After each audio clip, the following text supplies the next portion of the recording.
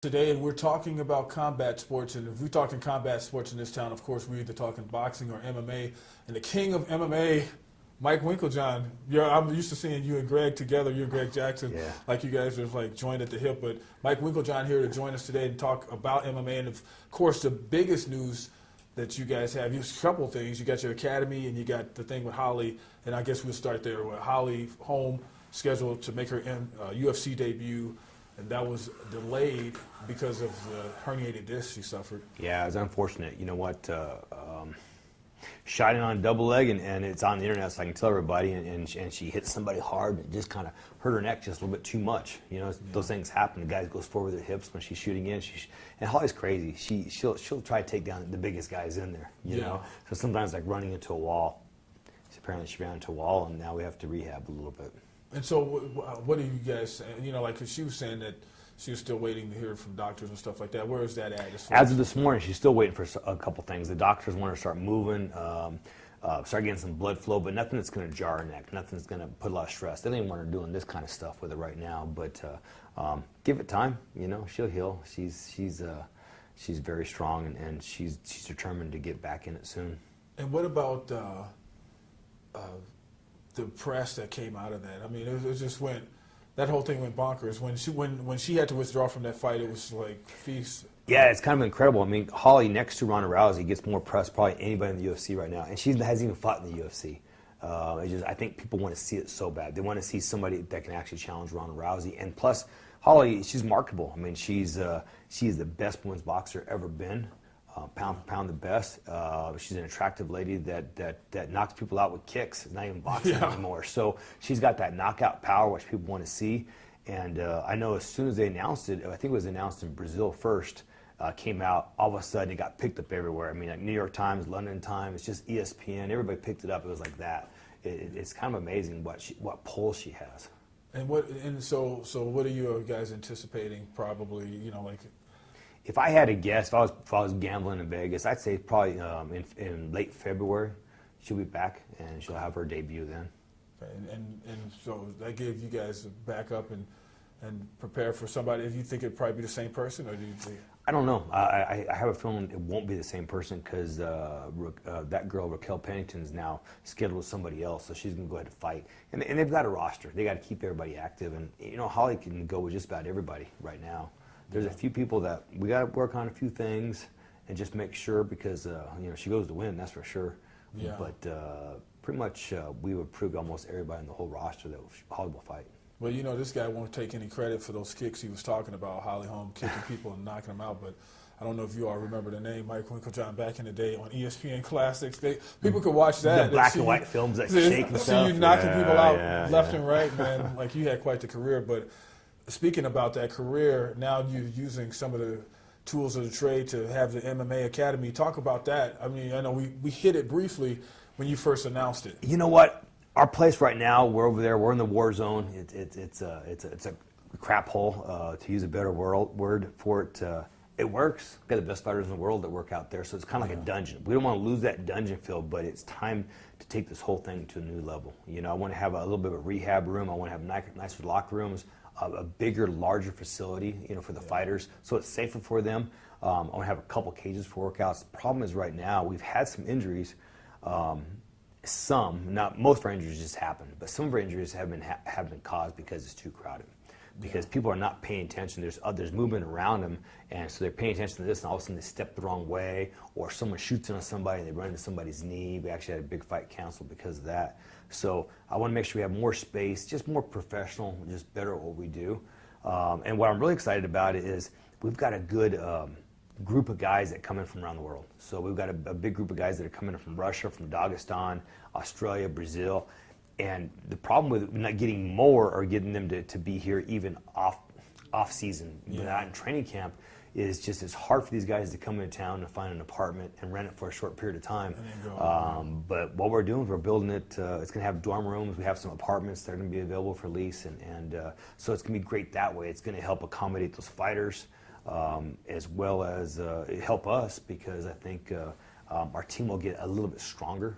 With what we because have you're going to already. have all kind of different people went in on that, and some of the best fighters. Oh yeah. And the whole thing's just great because everybody wants to see those fighters, and right now it's kind of a locked door facility. We don't let people in because the guys are at work. Right. No one's going to come in the middle of your broadcast and say, "Hey, Van, talk to me."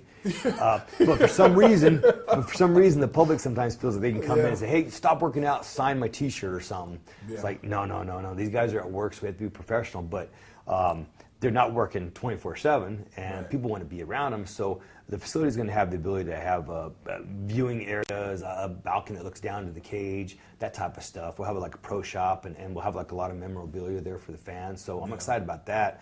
I want it to be like a destination for Albuquerque. I mean, we're like the new sports hub next to the Lobos. I don't know what else it is, but our academy is getting well known around the world, so it's working out real well. So that, talk about the square footage of the building. I mean, you got a pretty good sized building to do all this stuff, and so we purchased a 32,000 square foot building. So the gym's going to take up a good probably 12,000 of that. The rest is going to be apartments and dorm rooms, offices. I have some chiropractors, massage therapists, a lot of people that are working with us, kind of teaming up with us. We're looking for more. Anybody that was interested, please contact me. In fact, I'm easy to get a hold of at jacksonwink at comcast.net. Okay. So it's as simple as that. But as I talked to everybody about it, but we're going to have retail space for restaurants, coffee shops, and I think people might want to come down and eat some health food. I'm hoping that I can get somebody that wants to come down and put a restaurant in there that has like that more of a health food type of diet. And hang out. They might be able to see what the fighters are doing at those off hours when it's not secret information being taught in closed practice, and just kind of make it kind of a neat destination for people to come that want to be around the best fighters in the world and eat the healthiest food in the world. I think it's a neat thing.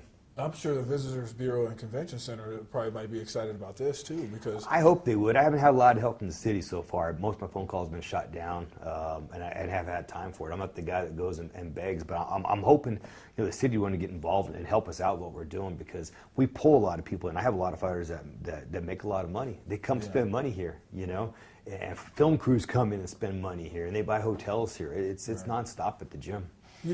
I'm thinking about these like when you see a band and they have an unplugged session, like a little quaint session like that. You guys think you'll ever have like something like that, like maybe like limited seating at the academy where you got two up and coming guys and you throw a card at your place, or what do you think? I don't know if we'll ever throw fights at it. Again, like I said, it's a training facility. The problem with throwing fights as such is it's kind of a hassle, because you got to get the boxing commission involved and you have to have all the people around it. So it becomes kind of a monetary thing that way. But and it's tough, because I don't want my guys don't fight each other. Unless they're fighting for a title and for big money, there'd be no way, there'd be no reason to do that. But we'll have a lot of activities at the gym that I think people want to watch and see.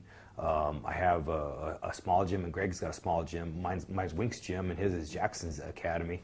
And our kids might be going down there and doing tournaments with each other, and go on the big cages. I think it'll be kind of exciting. People get to see that as well. Will you have like the fitness classes too at this place, or just gonna keep it at Winks? No, the fitness classes will be just at Winks, along with the beginners and stuff. Yeah. This facility is, right now we're just pros only. This facility, I'm also going to offer an amateur program, because right now we kind of lock the doors out to the guys that have a lot of experience on a professional level. Yeah. The amateurs just can't come in, and I don't want anybody to get hurt. Right. So you have to be skilled that way. But we will have a second tier level now, because we have amateurs that are interested to come in from around the world that want to live their dream, and they want to train next to the best fighters in the world. And they want to get coaching from we have a good staff of coaches, the best in the world. Learn from these guys and get educated. So the gym actually is not going to be a gym. We're calling it the Jackson Wink Academy, because in our mind, and I know I told the city this, it's an educational facility. Right. And Greg's a genius on that. He's over my head in that.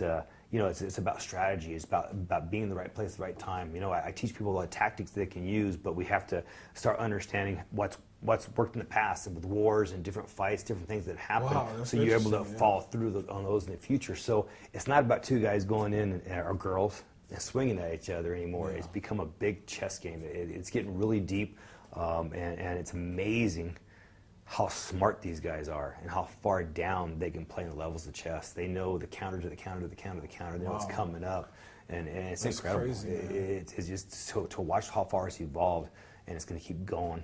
It's pretty neat. And so, what about like UFC and different fight organizations? They must be excited that you're doing this.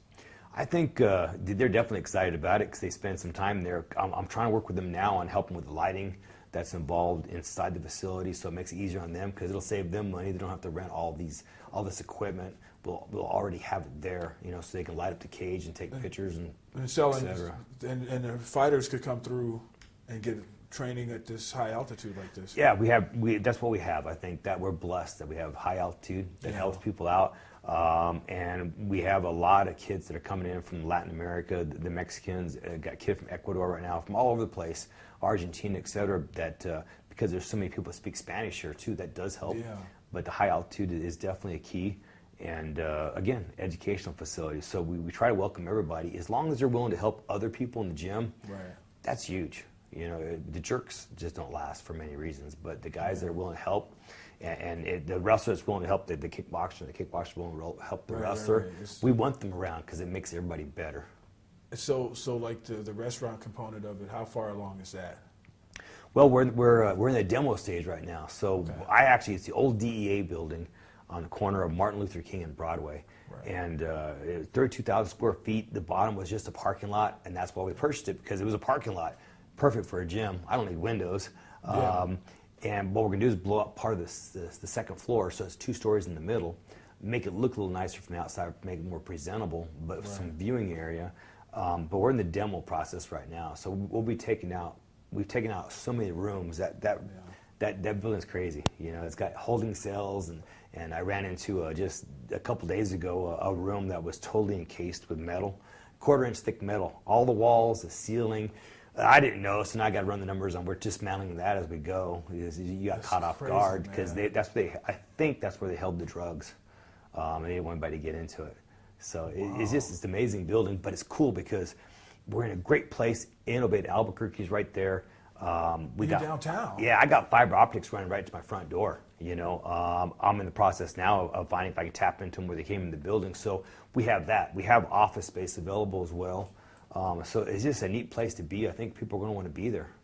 Right, and then I know you got to run, but I want to also find out when do you anticipate, like, hey, our doors are open. I saw the renderings. The renderings are great, you know.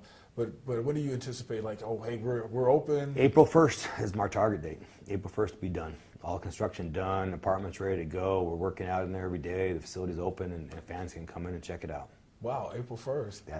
That's my goal. You know, like I'm paying interest every month, so I have to do it fast. No, I hear you. But the fan component of it, are you, like, will there be admission, donations? You know, like are you gonna? Nah, I can't charge people money for being fans. Just come in and check it out. And if it's not a closed practice, you know, basically what I'll do if it's a closed practice, if we're doing stuff, if I got John Jones doing some techniques that I wouldn't want people to see what we're working with on Cormier, some of the different moves we're working on. And a lot of my guys are paranoid about that. We close windows. You know, you can't see. Hey, it's just closed practice. You know, it'll open up here again. No, I understand. And people can look through the window. They can check out the pro shop. Hopefully they can go eat. Hopefully we get to that place, and they can get a tour of the facility when it's not going on if they want to. I got people currently that drive in from around the country. They drive, and it's kind of like one of the places they want to stop on their vacation. Right. They just want to look in the window. It's crazy. It's I crazy. heard that, man, that the people come here to Albuquerque, and that's one of the stops. You know, I'm going to Jackson's to check it out. Yeah. So it's working out real well. And we're also going to have like a CEO experience. So what I want to do is, you know, people always want to do the adventure thing. Right. And I think people will want to do it. I think it's going to be really cool. They're going to want to come in, stay there for a week, stay in the dorm rooms. They can live the hard life or a nicer apartment. It's up to them.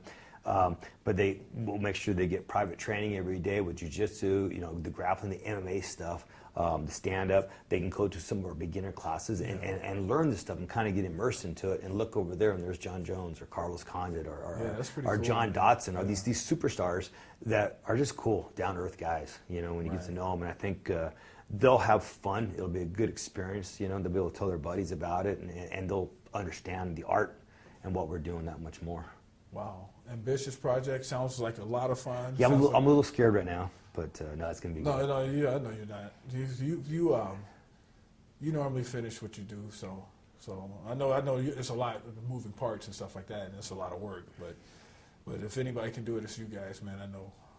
I got confidence. Like I said, we got a lot of good people around us, so we're trying. And then you got all the fighters and everybody else. So, everybody can. I think everybody can see how this vision could be something big, and I'm thinking the city will come around too. Like when it's the closer you get to completion, because it's such a big project. I think maybe some people are like, "Oh, we'll just wait." I don't know. I'm just it's also my ego too. It's like I don't want help. I want to do it on our own. We want to do it ourselves, type of thing. So it's kind of one of those things that. Well, you get to make the rules. My wife and I are the main investors in it, but yeah, we get to make the rules. But Heather and I get to make all those decisions on what's going on, and it's okay. It's a challenge. I love the challenge. I don't want anybody to say, yeah, but so and so did it for you, or so and so helped me. I'm not that guy. I don't want free stuff. I'm not that guy. I want to earn it. Anything else we need to know about Holly in the future, or anything before we get out of here? No, but you know what? She had a busted arm, so her kicks since her last fight have gone to a whole new level. I mean, people thought she could kick before. I'm just telling you right now, it's just a whole different level. The guys are scared to come in on her sometimes. She's rocking people with the kicks. It's gotten better, and it'll be seen how good she can wrestle. So I've seen how good you can kick too, and I know you don't want to train her. Yeah, I can only imagine what those kicks are like. No, we're excited about it, But we got coming up. I just got to make sure everybody knows. I got this weekend. I got Cub Swanson and Isaac Valley Flag fighting in Austin, Texas. Okay. If Cub wins this fight, he should be in a shot for the title. So he'll get a title shot off of it. And then Michelle Watterson, Invicta World Champion. Right. She's fighting. She was just shooting a big commercial this morning for somebody. And she's fighting, defending her title in early December. Alistair Overeem and Derek Brunson also early December. So it's a busy year before I get around the corner with John Jones and those guys. So check out the fights, see what Albuquerque's producing. It's really neat. These guys are walking around every day. Nicest guys in the world, too. Right. You heard him. That's Mike Winkeljohn. He needs no introduction, especially if you're in the world of MMA. I'm Van Tate. Lex Stanfield behind the camera. We'll see you next time.